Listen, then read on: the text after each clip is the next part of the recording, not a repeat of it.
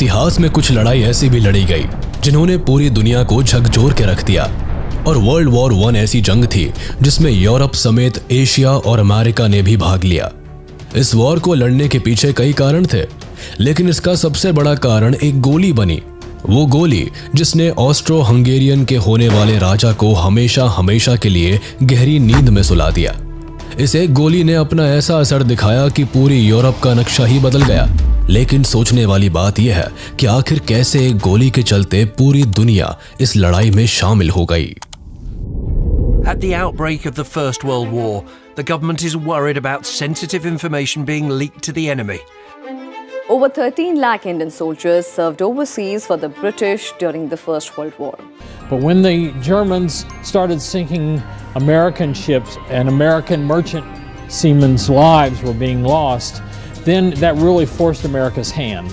Over 9 million soldiers and an unknown number of civilians lost their lives. Empires crumbled, revolution engulfed Russia, and America rose to become a dominant world power. World war 1 को हम European war और great war जैसे नामों से भी जानते हैं। इस वॉर में मास डिस्ट्रक्शन को देखते हुए इसे ये सारे नाम दिए गए। वर्ल्ड वॉर 1 से पहले भी दुनिया में कई लड़ाइयाँ हुई थी, लेकिन इससे पहले कभी इतने बड़े लेवल पर करोड़ों लोगों की जान नहीं गई थी। ऐसा पहली बार हुआ था जब करोड़ों लोग बेघर हो गए और बड़े से बड़े देश टूट गए थे। लोगों का मानना तो ये भी था कि इस जंग के बाद दुनिया में कभी कोई इतनी बड़ी जंग नहीं होगी और इस जंग से यूरोप में जो भी टेंशन है वो भी खत्म हो जाएगी, जिस कारण इसे the war to end all wars का नाम भी मिला। लेकिन ऐसा हुआ नहीं। वर्ल्ड वॉर 1 ने दुनिया में एक और जंग का बीज बो दिया था। दरअसल वर्ल्ड वॉर 1 में ही एक घायल सैनिक को गोली नहीं मारी गई थी, केवल ये सोचकर कि ये पहले ही इतना घायल है, कर भी क्या लेगा। बेशक वो समय कुछ नहीं कर पाया, लेकिन आगे चलकर वही सैनिक द एडोल्फ हिटलर के नाम से जाना गया, जिसने वर्ल्ड वॉर 2 की शुरुआत की। लेकिन सोचने वाली बात यह है कि कैसे इस वॉर में दुनिया 2 भागों में बंटकर एक भयानक जंग करने निकल पड़ी। आखिर कैसे इस लड़ाई के चलते अमेरिका एक सुपर पावर बन गया, और आखिर कैसे बड़े से बड़े एम्पायर इस जंग के अंत में बिखरने को मजबूर हो गए। सबसे पहले 1914 के मैप पर नजर डालते हैं, जहां एक तरफ आपको ऑस्ट्रिया हंगरी एम्पायर देखने को मिलेगा, जो एक समय पर इतना बड़ा था कि इसमें आज का Slovenia, Croatia, Bosnia and Herzegovina, Serbia, Romania, Ukraine, Slovakia, the चेक रिपब्लिक जैसे देश आते थे। यहाँ तक कि पोलैंड का कुछ हिस्सा और साथ ही साथ इटली का भी एक प्रोविंस 1918 से पहले इसी एम्पायर का पार्ट था। 1914 में ऑस्ट्रिया हंगरी एम्पायर का राजा, जिसका नाम एम्परर फ्रांस जोसेफ I था, उसने अपनी बढ़ती उम्र के कारण अपने भाई के बड़े बेटे आर्चड्यूक फ्रांस फर्डिनेंड को ऑस्ट्रिया हंगरी का होने वाला राजा घोषित कर दिया, जिसके बाद आर्चड्यूक ने अपने पूरे राज्य का कार्यभार संभालना शुरू कर दिया, जिसके लिए वो अपने देश में जगह जगह जाकर वहां का जायजा लेने लगा। इसी दौरान एक बार प्रिंस फ्रांस फर्डिनेंड और उनकी वाइफ सोफी को ऑस्ट्रिया हंगरी एम्पायर के साउथ में बसे बॉस्निया एंड हर्जेगोविना जाना पड़ा। बॉस्निया ऑस्ट्रिया हंगरी एम्पायर का पार्ट नहीं था, लेकिन बर्लिन की संधि के कारण ऑस्ट्रिया हंगरी एम्पायर को बॉस्निया के राजकाज को संभालने का हक मिला था। ऑस्ट्रिया हंगरी ने इस हक का फायदा उठाया और पूरे बॉस्निया एंड हर्जेगोविना को अक्टूबर 1908 में एनेक्स कर लिया। इस जबरदस्ती के राज से बॉस्निया के लोगों में काफी गुस्सा था। साथ ही ऑस्ट्रिया हंगरी एम्पायर के उत्तर में बसे सर्बिया कंट्री को भी बॉस्निया के एनेक्सेशन से एतराज था, क्योंकि बॉस्निया और सर्बिया दोनों ही राज्यों में स्लेविक लोग रहते थे। इसलिए बॉस्निया पर ऑस्ट्रिया हंगरी के कब्जे से सर्बिया खुश नहीं था। एनेक्सेशन के बाद से ही बॉस्निया में तरह तरह के रेवोल्यूशनरी ग्रुप्स बनने लगे थे। इन ग्रुप्स में से ही एक ग्रुप यंग बॉस्निया भी था। इस ग्रुप को ब्लैक हैंड के नाम से भी जाना जाता था, जो अपनी आजादी की डिमांड करते थे। अब जैसे ही इस ग्रुप को अंदाजा हुआ कि प्रिंस फ्रांस फर्डिनेंड बॉस्निया के दौरे पर आने वाले हैं, उन्होंने प्रिंस को जान से मारने का प्लान बना लिया। प्रिंस जब बॉस्निया गए तो रास्ते में उसी ब्लैक हैंड ग्रुप के 19 साल के मेंबर गैवरिलो प्रिंसिप ने प्रिंस फ्रांस फर्डिनेंड और उनकी वाइफ सोफी पर गोली चला दी। जून 28, 1914 को 11:15 पर बॉस्निया में ऑस्ट्रिया हंगरी के होने वाले राजा और उनकी वाइफ को सबके सामने मार दिया गया, वो भी एक 19 साल के लड़के के द्वारा, जिसका साथ सर्बिया ने दिया था। इसके बाद ऑस्ट्रिया हंगरी के chief of general staff Franz Graf Conrad von Hötzendorf और foreign minister Leopold Graf von Berchtold ने राजा को सजेस्ट किया कि इतना बड़ा हादसा होने के बाद हम आसानी से युद्ध में उतरकर खुलेआम सर्बिया पर कब्जा कर सकते हैं। हंगरी के राजा ने भी अपनी आर्मी चीफ की बात को एक्सेप्ट किया और सर्बिया को एक अनएक्सेप्टेबल अल्टीमेटम भेज दिया। इस अनएक्सेप्टेबल अल्टीमेटम में कई ऐसी शर्तें रखी गई थी जो एक स्वतंत्र देश के लिए मानना नामुमकिन था। इसमें पहली शर्त थी कि सर्बियन गवर्नमेंट दक्षिणी स्लेविक लोगों को यूनाइट करने के पॉलिटिकल कैंपेन से दूरी बना ले ताकि बॉस्निया ऑस्ट्रिया हंगरी का अधीन देश बनकर रह सके। चेतावनी में यह भी कहा गया था कि सर्बियन आर्मी एंटी ऑस्ट्रियन आंदोलनकारियों का साथ देना बंद कर दे और सर्बियन प्रेस और स्कूल बुक्स में ऑस्ट्रिया के खिलाफ एंटी ऑस्ट्रियन प्रचार करना छोड़ दे। इन सभी शर्तों में छठी शर्त कुछ यूं बनाई गई थी कि जिसे मानना सर्बिया के लिए बिल्कुल मुमकिन नहीं था। छठी शर्त में कहा गया था कि प्रिंस के हत्यारों के खिलाफ सीरियस इन्वेस्टिगेशंस चलाई जाए और इसमें ऑस्ट्रियन डेलीगेट्स को भी हिस्सा लेने का मौका मिल सके। साथ ही वोजिस्लाव टैनकोसिच और मिलान सिगानोविच जैसे सिविल सर्वेंट्स को अरेस्ट किया जाए जो हत्या की साजिश से जुड़े हुए थे। सर्बिया के सामने सबसे बड़ी चुनौती थी कि वो इस अल्टीमेटम का जवाब केवल 48 घंटों में दे। युद्ध की कोई चेतावनी नहीं दी गई थी, लेकिन ये साफ हो चुका था कि इस चेतावनी को ठुकराने का नतीजा डायरेक्ट वॉर हो सकती है, और हुआ भी कुछ ऐसा ही। 25 जुलाई को सर्बिया ने अपना रिप्लाई भेजा और सर्बिया की डिमांड्स ना मानने पर जुलाई 28, 1914 को ऑस्ट्रो हंगरी ने सर्बिया पर वॉर घोषित कर दिया। जब वॉर केवल दो देशों के बीच छिड़ा तो इसमें बाकी यूरोपियन और तो और एशियन कंट्रीज ने क्यों छलांग लगा दी। 1914 का समय वो दौर था जब सारे यूरोपियन कंट्रीज अपनी टेरिटरी को मजबूत कर रहे थे। सभी अपनी मिलिट्री को स्ट्रॉन्ग बनाने में लगे थे। देशों ने युद्ध के लिए पहले से ही तैयारी कर रखी थी, जिसके कारण सभी देशों ने एक दूसरे के साथ अलायंस बनाना शुरू कर दिया था। 1914 तक सभी देशों ने आपस में अलायंस की हुई थी, जिसमें दो अलायंस सबसे अहम थी। पहली ट्रिपल अलायंस जो कि जर्मनी, ऑस्ट्रो हंगरी और इटली के बीच हुई थी। इसके अकॉर्डिंग अगर इन तीनों देशों में से किसी के ऊपर भी कोई और देश हमला करता है तो ये आपस में मिलकर उसके खिलाफ लड़ेंगे। दूसरी संधि थी ट्रिपल एंटेंटे। इस अलायंस में रशिया, यूके और फ्रांस शामिल थे। जब वॉर शुरू हुआ तो ऑस्ट्रो हंगरी ने अपनी अलायंस का हवाला देते हुए जर्मनी और इटली का दरवाजा खटखटाया। जर्मनी और ऑस्ट्रिया हंगरी के अच्छे रिलेशंस थे, लेकिन इटली ने जंग में पार्टिसिपेट करने से मना कर दिया। उसने कहा कि अलायंसेस के शर्तों के अनुसार जब तीनों में से किसी एक कंट्री पर कोई दूसरा देश हमला करेगा तो उन्हें एकजुट होकर युद्ध करना है, ना कि खुद दूसरे देश पर हमला करने की कोशिश करनी है। दरअसल इटली के इस क्लियर डिनायल के पीछे एक और कारण था। 1911 में हुए इटालो टर्किश वॉर में इटली ने अपने इन दोनों अलायंस से मदद मांगी थी। दोनों देशों ने उस वक्त सीधे यही कहते मना कर दिया था कि इटली के पर्सनल इंटरेस्ट के वॉर में नहीं, बल्कि अगर कोई इटली पर हमला करे तब हम साथ देंगे। दूसरी ओर सर्बिया पर जब मुसीबत आई तो उन्होंने रशिया से मदद मांगी, लेकिन इसके पहले ही ऑस्ट्रो हंगेरियन और रशिया के बीच ये डील हो चुकी थी कि वो सर्बिया इन्वेजन में एक दूसरे के आड़े नहीं आएंगे। लेकिन तभी रशिया में स्लेविक लोगों ने आंदोलन शुरू कर दिया और अपने सम्राट से मांग किया कि साउथ सर्बिया को इन्वेजन से बचाना पड़ेगा क्योंकि वहां हमारे लोग रहते हैं। इसके बाद रशिया को मजबूरन इस युद्ध में उतरना पड़ा।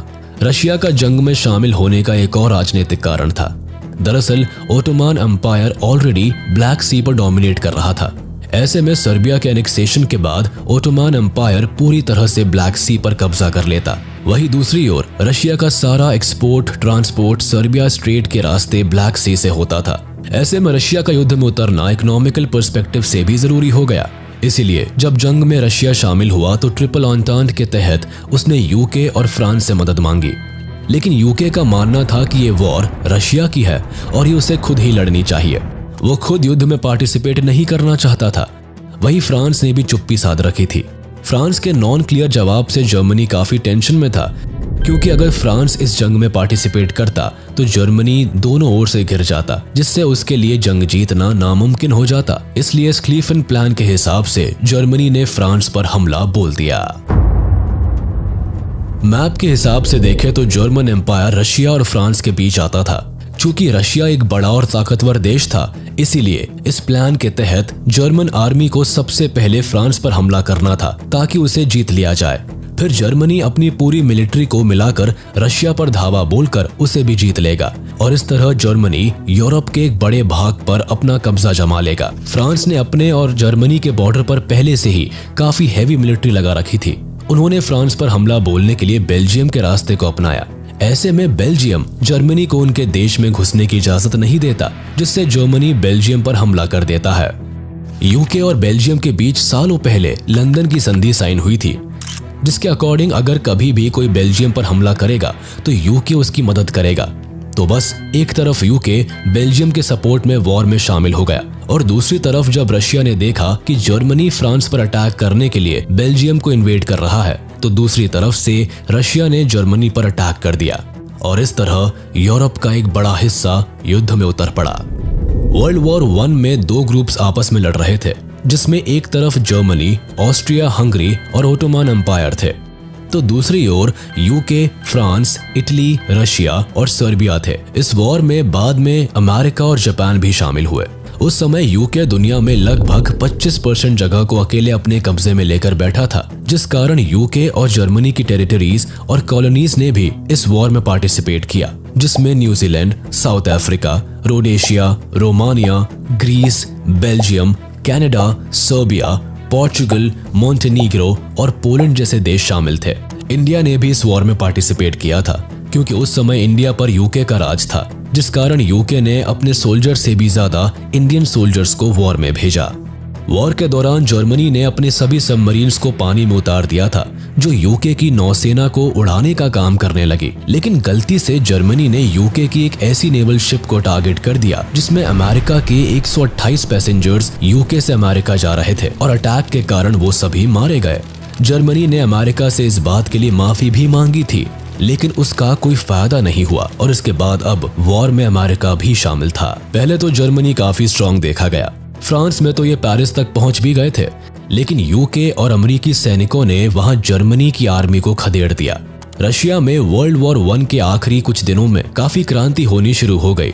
रशिया में उसी दौरान अक्टूबर रेवोल्यूशन भी देखा गया था, जहां लेनिन ने रशिया की सत्ता को अपने हाथ में ले लिया और वॉर से बैकआउट कर लिया। इस बैकआउट के लिए लेनिन ने जर्मनी के साथ एक ट्रीटी भी साइन की थी, जिसके बाद रशिया ने वॉर से एग्जिट कर लिया। वहीं जर्मनी की भी वॉर के एंड तक काफी हालत खराब हो गई थी।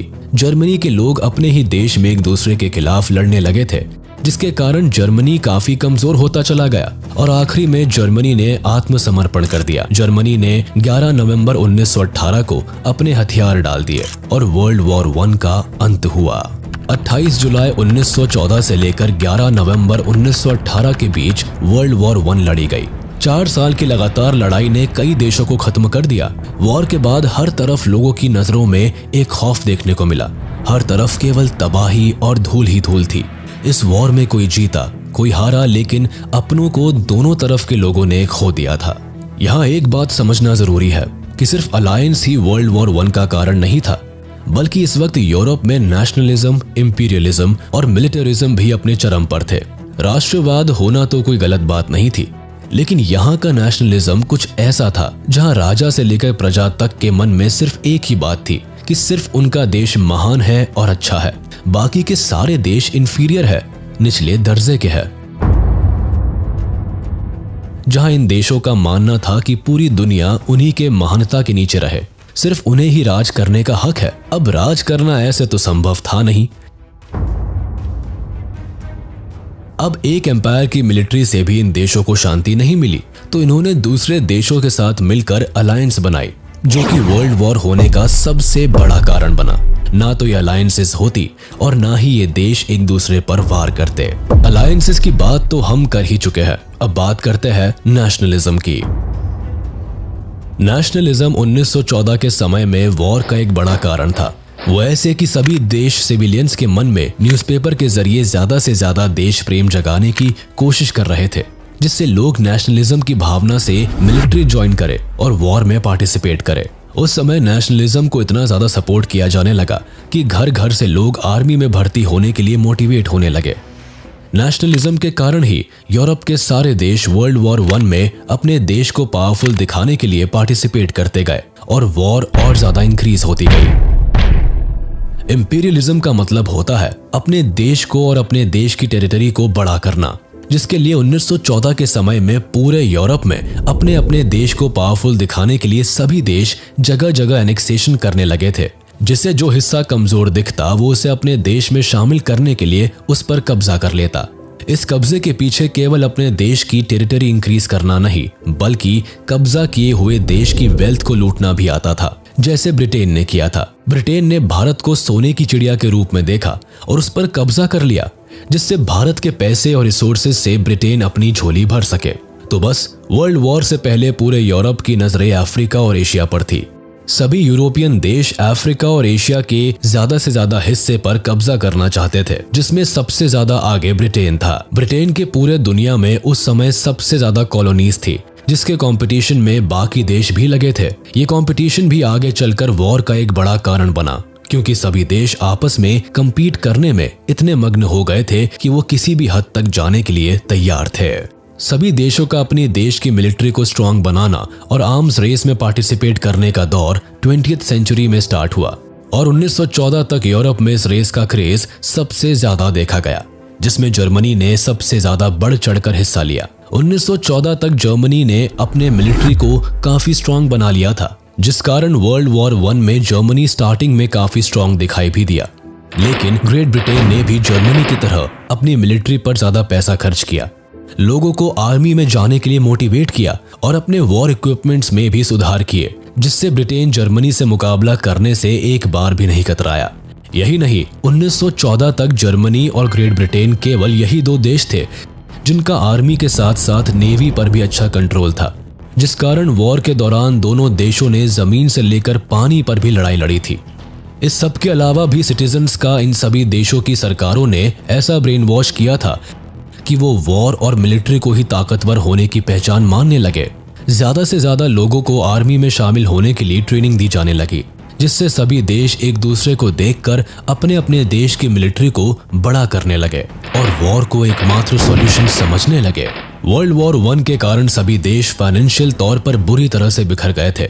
जंग में पार्टिसिपेट करने और उसे आखिरी तक लड़ने के खातिर सभी देशों का सरकारी खजाना खत्म हो गया था। सभी देशों ने अपने देश को बड़ा दिखाने के लिए देश की फिक्र किए बिना जंग में खूब पैसा लगाया, जिसमें सबसे ज्यादा जर्मनी और ग्रेट ब्रिटेन का नाम सामने आया।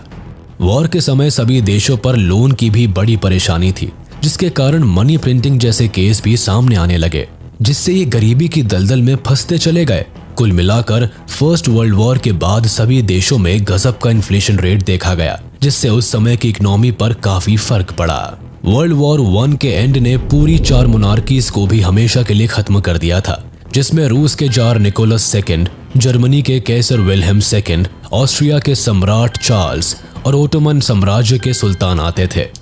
इन सभी सत्ताधारियों से इनका देश छीन लिया गया और कई नए देश बनाए गए, जिसमें ऑस्ट्रिया हंगरी तो अपना एक अलग देश ही बनकर रहा, लेकिन जो देश मिडिल ईस्ट में आते थे वो सभी ग्रेट ब्रिटेन और फ्रांस के बीच बांट दिए गए। बात अगर ओटोमन एम्पायर की करें तो इसे टर्की बना दिया गया। बाकी सभी टेरिटरीज और कॉलोनीज को आपस में जंग जीतने वाले देशों ने बांट लिया। वर्ल्ड वॉर 1 खत्म होने के बाद सोसाइटी पूरी तरह से चेंज हो गई। चाइल्ड बर्थ रेट कम होने लगी, जिसका मेन कारण था युद्ध में नौजवानों का शहीद हो जाना। इसके अलावा लोगों ने अपनी जमीनें खो दी और वो किसी और देश जाकर बसने के लिए मजबूर हो गए। लेकिन इस समय सबसे ज्यादा बड़ा चेंज औरतों के रोल में देखा गया। जैसे वॉर के दौरान औरतों का काफी मेजर रोल रहा, क्योंकि वॉर में सभी पुरुष और यंग लोग जाने लगे थे, तो ऑफिस वर्क और बाकी कामकाज करने के लिए लोगों की कमी होने लगी, जिसके कारण स्त्रियों ने वॉर के दौरान मर्दों की जगह लेकर फैक्ट्रीज और ऑफिसेज में काम करना शुरू कर दिया। यही नहीं, कई देशों ने तो वॉर के बाद औरतों को ज्यादा राइट्स देने शुरू कर दिए, जिससे अनेक जीवन स्तर में काफी बदलाव देखने को मिला।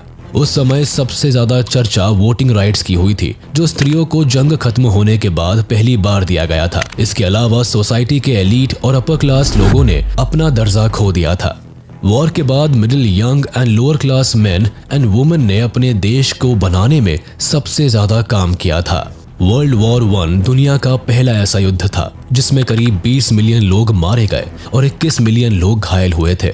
मारे गए लोगों में लगभग 9.7 मिलियन सेना के लोग और 10 मिलियन आम नागरिक शामिल थे।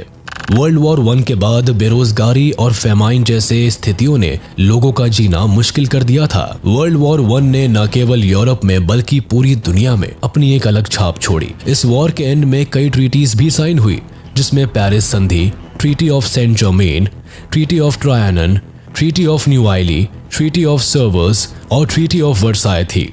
हालांकि ये ट्रीटीज इतनी ज्यादा ह्यूमिलेटिंग और एक तरफा थी जिसने वर्ल्ड वॉर 2 के बीज भी बो दिए।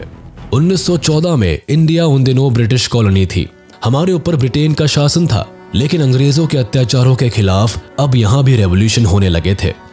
1915 में महात्मा गांधी के भारत वापसी के बाद स्वतंत्रता के आंदोलन और ज्यादा बढ़ गए थे।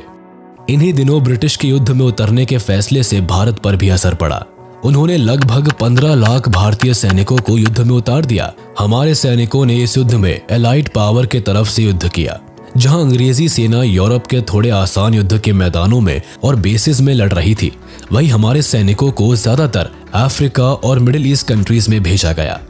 भारतीय आंदोलनकारियों को लग रहा था कि शायद वर्ल्ड वॉर 1 में कोऑपरेट करने से अंग्रेज हमें इंडिपेंडेंट कंट्री बनाने देंगे, लेकिन ऐसा कुछ नहीं हुआ। वर्ल्ड वॉर के अंत में हमारे लगभग 1,20,000 सैनिक या तो घायल थे, शहीद हो चुके थे या अब वो मिसिंग थे। बस 30,000 के आसपास ही सुरक्षित सैनिक भारत लौटे। उल्टे हमारे यहाँ रॉलेट एक्ट और जलियांवाला बाग हत्याकांड जैसे काम हुए, जिससे फ्रीडम रेवोल्यूशंस और तेज हुए। वर्ल्ड वॉर 1 में लगभग 70,000 सैनिक शहीद हुए और कभी भारत नहीं लौट पाए। शहीदों के सम्मान में ही अंग्रेजी सरकार ने तब दिल्ली में ऑल इंडिया वॉर मेमोरियल बनवाया, जिसे आज हम इंडिया गेट के नाम से जानते हैं। हमें उम्मीद है कि आपको हमारा ये वीडियो पसंद आया होगा। आगे हम और भी ऐसे ही इंफॉर्मेटिव वीडियोस आपके लिए लाते रहेंगे। तब तक के लिए हमारा वीडियो लाइक कर दे और ऐसे ही इंटरेस्टिंग वीडियोस के लिए इसे सब्सक्राइब कर ले।